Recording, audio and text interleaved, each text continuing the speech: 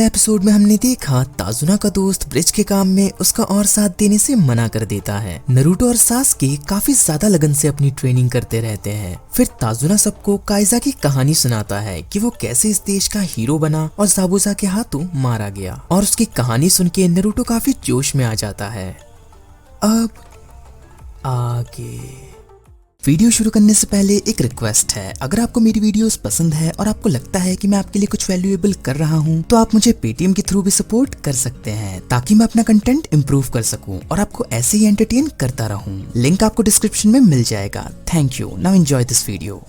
तो पहले सीन में हमें दिखाया जाता है हाकू अपने बाल खोल देता है जिससे वो बिल्कुल एक लड़की जैसा दिखने लगता है। फिर वो जंगल में कुछ पौधे तोड़ने लगता है और तभी एक पंछी आकर उसके कंधे पर बैठ जाता है, जिसके बाद वो पंछी उड़कर सामने की ओर जाने लगता है जहाँ पर नरूटो लेटा होता है, और उसका हेडबैंड देखकर हाकू को याद आता है कि ये तो वही कोनोहा निंजा है। फिर वो नरूटो के पास जाकर उसे देखने लगता है और अपना हाथ उसकी ओर बढ़ाता है। फिर हमें एक दूसरा सीन दिखाया जाता है जिसमें सब नाश्ता कर रहे होते हैं और ताजुना कहता है नरूटो यहाँ नहीं है, इसका मतलब वो फिर से पूरी रात बाहर ही रहा। तो साकुरा कहती है वो बिल्कुल पागल हो चुका है, वो अंधेरे में भी ट्रेनिंग करता रहता है, अब तक तो शायद वो मर गया होगा। जिसके बाद सोनामी कहती है एक बच्चा पूरी रात जंगल में बिता रहा है, काश वो ठीक हो। तो ककाशी कहता है चिंता करने की कोई बात नहीं है, हाँ वो थोड़ा लापरवाह है पर साथ ही साथ वो एक निंजा भी है, वो अपना ख्याल खुद रख सकता है। फिर सास्के कहता है साकुरा सही कह रही है, नरूटो बेवकूफ है, शायद सही में कहीं पर मरा पड़ा होगा।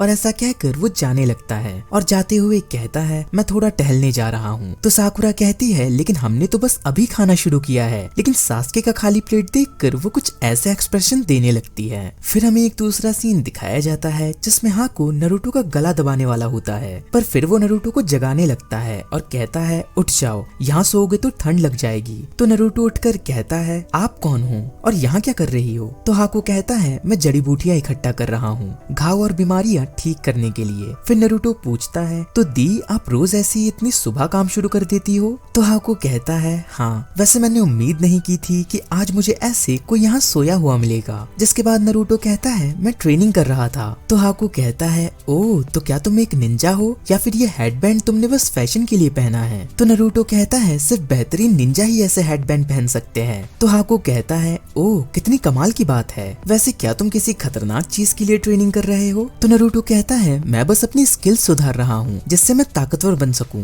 जो सुनकर हाकू कहता है तुम पहले से ही काफी ताकतवर लगते हो, तो फिर तुम्हें और ताकतवर क्यों बनना है? तो नरूटो कहता है जिससे मैं अपने विलेज का सबसे बेहतरीन निंजा बन पाऊं और लोग मेरी इज्जत करे। वैसे एक शख्स है जिसके सामने मैं खुद को साबित भी करना चाहता हूँ। फिर हाकू पूछता है तो क्या तुम ये ट्रेनिंग उस शख्स के लिए कर रहे हो या फिर खुद के लिए? जो सुनकर नरूटो थोड़ा कंफ्यूज हो जाता है, जिससे हाकू हंसने लगता है और पूछता है क्या कोई ऐसा इंसान है जो तुम्हारे लिए खास हो? तो नरूटो कहता है आप क्या कहना चाहती हो दी, मुझे तो कुछ समझ नहीं आ रहा। फिर हाकू एक छोटे से फ्लैशबैक में चली जाता है जिसमें वो काफी छोटा होता है और किसी सड़क के कोने में बैठा हुआ होता है। फिर एक आदमी आकर वहाँ कचरा फेंक कर चला जाता है, जिसके बाद हाकू उसमें कुछ खाने के लिए ढूंढने लगता है। फिर थोड़ी देर बाद वो किसी ब्रिज के कोने में बैठा होता है और तभी ज़ाबुज़ा वहाँ आता है, जिसके बाद वो दोनों एक दूसरे की ओर देखने लगते हैं और इसी के साथ वो उस फ्लैशबैक से बाहर निकलता है। और नरूटो अपने मन में कहता है आखिर वो क्या सोच रही है? फिर हाकू कहता है अगर आपकी जिंदगी में कोई खास शख्स हो जिसे आप बचाना चाहते हो तो आप अपने आप ही ताकतवर बन जाओगे। जो सुनकर नरूटो एक गहरी सोच में डूब जाता है और कुछ इंसिडेंट्स को याद करने लगता है। जिसके बाद वो कहता है हाँ मैं समझ गया आप क्या कहना चाहती हो। फिर हाकू उठकर वहाँ से जाते हुए कहता है वैसे मैं एक बात बता दूं,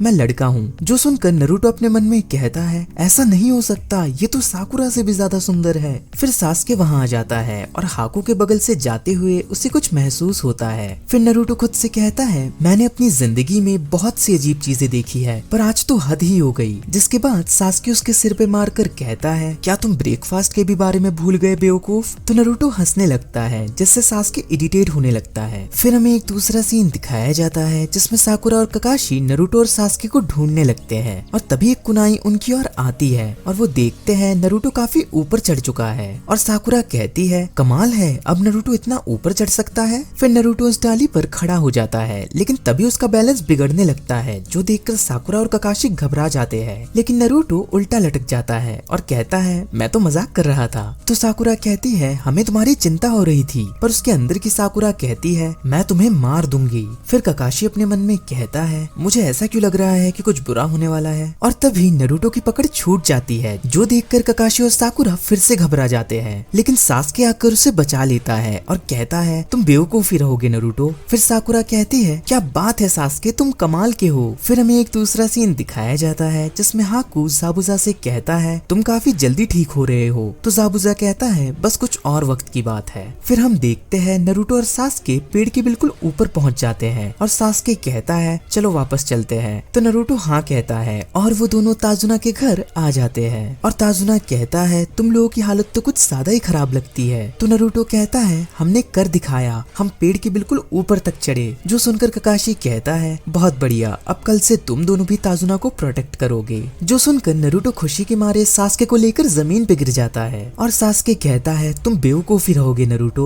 जो सुनकर सब हंसने लगते हैं। फिर ताजुना कहता है कुछ दिनों में ब्रिज पूरा हो जाएगा। वैसे मैं तुमसे कब से ये बात पूछना चाहता था कि तुम मेरी मदद क्यों कर रहे हो, जबकि तुम्हें पता है मैं तुम्हें झूठ बोलकर यहाँ लाया हूँ। तो ककाशी कहता है जो न्याय के रास्ते पर नहीं चलते वो कायर होते हैं और कायर कभी जी नहीं सकते। जो सुनकर ताजुना और सुनामी थोड़े कंफ्यूज हो जाते हैं। तो ककाशी आगे कहता है ये फर्स्ट होकागे की लाइन्स है। फिर इनारी नारुतो की तरफ देखकर कुछ पुरानी बातें याद करने लगता है और रोते हुए कहता है इस सब से कुछ नहीं होगा, तुम चाहे कितनी भी ट्रेनिंग कर लो गाटो को नहीं हरा सकते। उसके पास पूरी गैंग है, ऐसे कूल बनने से कुछ नहीं होगा, क्योंकि कमजोर हमेशा हारता है और ताकतवर हमेशा जीतता है। तो नारुतो कहता है मेरे मामले में ऐसा नहीं होगा। तो इनारी कहता है तुम चुप क्यों नहीं रहते, तुम्हें तो कुछ भी नहीं पता हमारे देश के बारे में, तुम तो हमेशा हंसते खेलते रहते हो, तुम्हें क्या पता दर्द क्या होता है। तो नारुतो उसकी ओर देखकर कहता है तो ठीक है, तुम बस ऐसी ही पूरी जिंदगी रोते रहो, शिकायत करते रहो, कायर कहीं के। तभी साकुरा कहती है तुम बहुत ज्यादा कह रहे हो नारुतो। जिसके बाद नारुतो वहाँ से उठकर चला जाता है और इनारी और भी जोर से रोने लगता है। फिर हमें एक दूसरा सीन दिखाया जाता है जिसमें इनारी अकेला बैठा होता है और ककाशी उसके पास आकर कहता है नारुतो की बात का बुरा मत मानना, वो तुमसे नफरत नहीं करता। दरअसल नारुतो भी बिना पेरेंट्स के बड़ा हुआ है, यहाँ तक कि उसे तो उनके बारे में कुछ पता भी नहीं है। हमारे विलेज में उसका कोई दोस्त भी नहीं है, फिर भी मैंने उसे कभी रोते हुए या हार मानते हुए नहीं देखा। मुझे लगता है शायद वो रो रो कर थक चुका है। वो अभी काफी छोटा है, लेकिन उसे पता है ताकतवर होना क्या होता है, बिल्कुल तुम्हारे पापा की तरह। फिलहाल उससे बेहतर तुम्हें कोई इतने अच्छे से नहीं समझ सकता।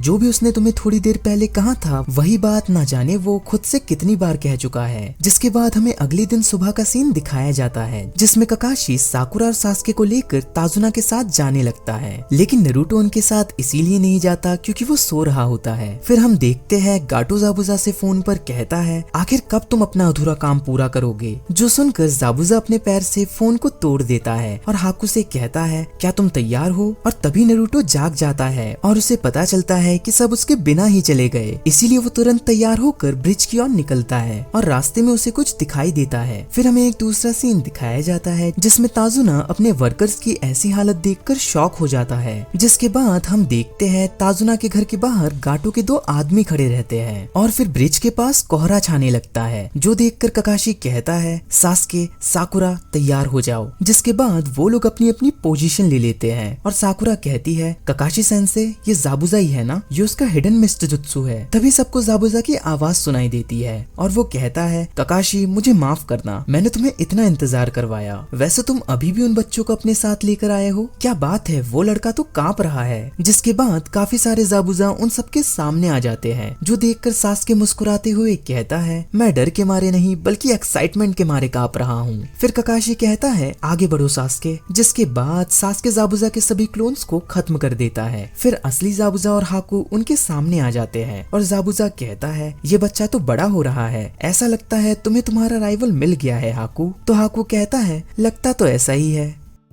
वीडियो पसंद आई हो तो एक लाइक और कमेंट तो बनता है बॉस। ऐसी इंटरेस्टिंग वीडियोस देखने के लिए चैनल को सब्सक्राइब करके बेल आइकन दबाना मत भूलिएगा। इस वीडियो को अपने चाहने वालों के साथ शेयर करना मत भूलिएगा। मैं मिलता हूँ ऐसी एक इंटरेस्टिंग वीडियो के साथ, तब तक के लिए बाय। Thanks for watching.